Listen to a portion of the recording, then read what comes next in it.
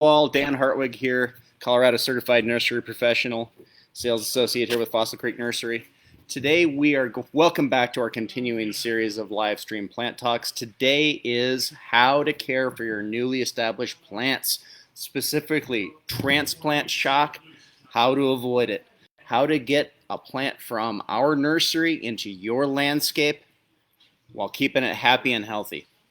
First of all, let me throw this out there. Transplant shock is for real.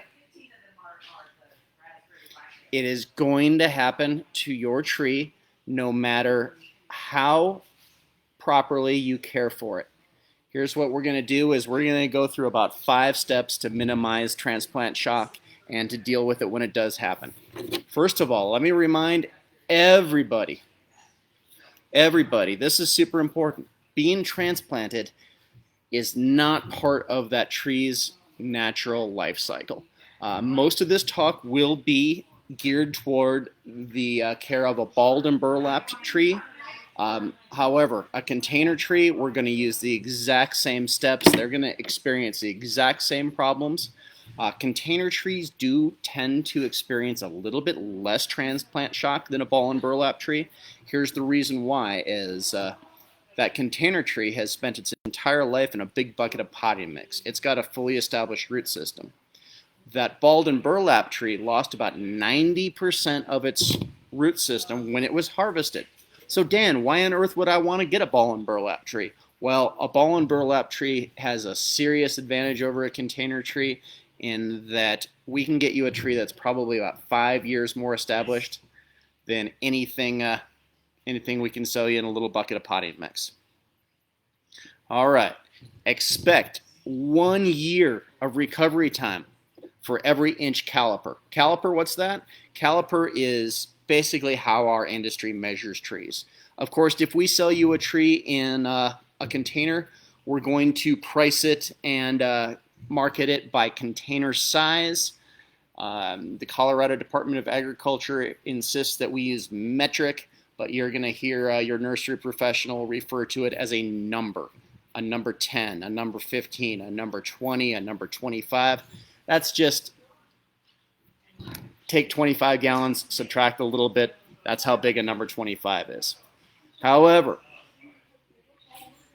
determine the caliper of your tree by whether it's balled and burlapped or in a container by measuring the diameter of that main leader 6 inches above the root flare, with the exception of a grafted fruit tree, in which case we're going to measure the caliper below, on this part of the leader coming out of the rootstock below the graft. All right, so expect 1 inch of recovery for 1 year of recovery for every inch of caliper. The industry standard for a ball and burlap tree is usually at what we call a 2-inch caliper. Expect 2 years of recovery time. Okay, you're going to hear me use the word established. What do I mean by an established tree? Established in our industry means that tree's root system is now a mirror image of its canopy, the way it would be in nature. Just remember, a tree, usually what you're seeing above the ground, you're going to see a mirror image below the ground. However, trees don't root down, they root out. Okay, how am I going to prevent transplant shock?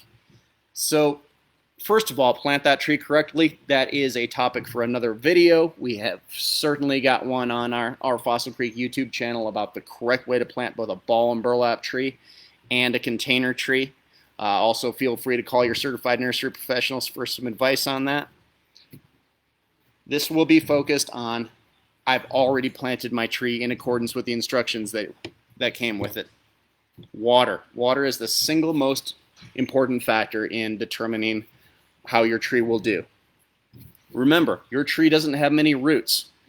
Moisture must reach that root ball. Okay. First thing we need to consider is the soil type and the rainfall. So I'm going to tell you something, live stream viewers, YouTube viewers.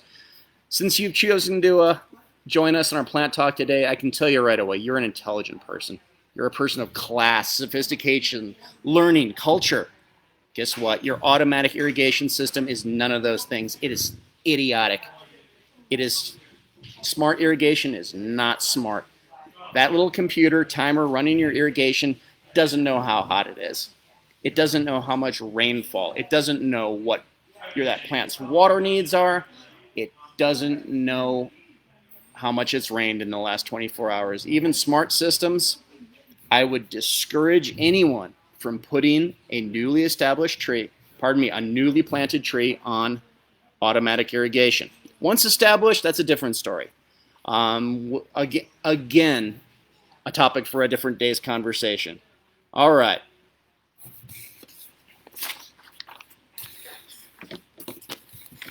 How am I going to water my tree? Well, two most important tools. Your watering wand, made by Dram in Wisconsin, by real Wisconsinites. You pick up a Dram watering wand. This is the last one you should have to buy, if you remember, unlike I do, to keep it in the shed or the garage over the winter. Dram watering wand. I would not take a tree from a nursery unless I had one of these. Dram watering wand. Also, frog eye sprinkler. Looks like a little frog face. Every gardener, every grower needs to have one of these. This is the best 12 bucks you can spend. Frog eye sprinkler. How am I going to use those things? Well, what I'm going to do is I'm going to do a little counting. I'm going to get my 5-gallon Home Depot bucket. My 5-gallon Lowe's bucket, if you prefer blue over orange. My 5-gallon recycled pickle bucket. Whatever you've got. We're going to time how long it takes to fill up that 5-gallon bucket with our watering wand. We're going to do some math after that. All right. First, how much do I want to water my tree each time? Well, rule of thumb. This is just a rule of thumb again. 10 gallons per inch of caliper per watering. 2-inch tree, 20 gallons. 3-inch tree, 30 gallons. We consider a 6 to 8 foot clump or multi-stem tree or a 6-foot evergreen as the same size nursery stock as a 2-gallon. So now that I know that I'm going to give it, say my 2-inch tree, 20 gallons of water, how often am I going to do that? That's the most important part. First 1 to 2 weeks, every single day. Every single day those first 1 to 2 weeks. You have spent a not small amount of money on a beautiful living thing. Get out there every day for the first week or two. From weeks 3 to 12, 2 to 3 days a week. After 12 weeks, weekly until established. All right, what do I do when my tree's established? Well, at that point, it's going to want deep but infrequent waterings. We're going to switch over to our frog eye sprinkler. We're going to stick this on the end of our garden hose. We're going to move this around the drip line of that tree every week to 10 days and turn it into a soggy mess. Do not count on lawn irrigation as being enough to water your trees. All right. If you really want to know, if you're concerned about whether you're giving your tree enough water, most important thing is we're going to have to do some excavation. In every toolkit, in every screwdriver set, they have included a screwdriver that is entirely too big for the purpose of driving screws. That tool is clearly made by the manufacturer to be driven into the soil to make sure that moisture is getting down to the roots. All right, again, any questions about watering, feel free to contact us at Fossil Creek. We'll do everything we can to answer your questions. All right, second thing we need to consider when caring for our newly established trees, mulch. Okay, what is mulch? Mulch is organic material. Remember, mulch is not compost. Compost is not mulch. We're not putting this into the soil. Mulch goes on top of the soil. Shredded bark is your best mulch. Rock is not mulch. Shredded tires are not mulch. Landscape fabric is not mulch. We're going to strongly discourage you from using any of those things. Remember, mulch goes on the soil, not in it. What plants benefit from mulch? The answer is all of them. Every last plant that you can buy here at Fossil Creek Nursery would prefer to have mulch around it. Not rock, not shredded tires, certainly not turf grass. Turf grass and trees don't like each other. turf grass and trees have significantly different watering needs. And also, we're going to talk about shortly another problem with turf grass and trees. Okay, how much mulch? 3 inches. Too much, you're not going to be getting water to those roots. Too little, it's not going to be doing any good. Do I take up the old mulch? Nope, never. We're just going to add mulch on top of it because remember, mulch breaks down into organic material. Mulch is giving me free nitrogen fertilizer. All right, what else does mulch do? Well, it conserves moisture. It keeps the water in, it keeps the weeds down.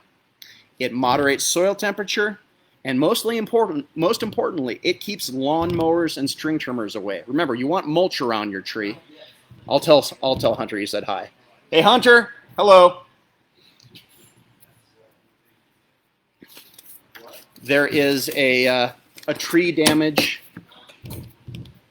a tree condition that our industry calls lawnmoweritis. The root flare is one of the most vulnerable parts of that tree. Dinging it with a lawnmower or string trimmer could kill it. All right, so we talked about water, we talked about mulch. Next, fertilizer. First of all, we're not going to fertilize our newly established tree. Why not? Well, that tree doesn't have any roots.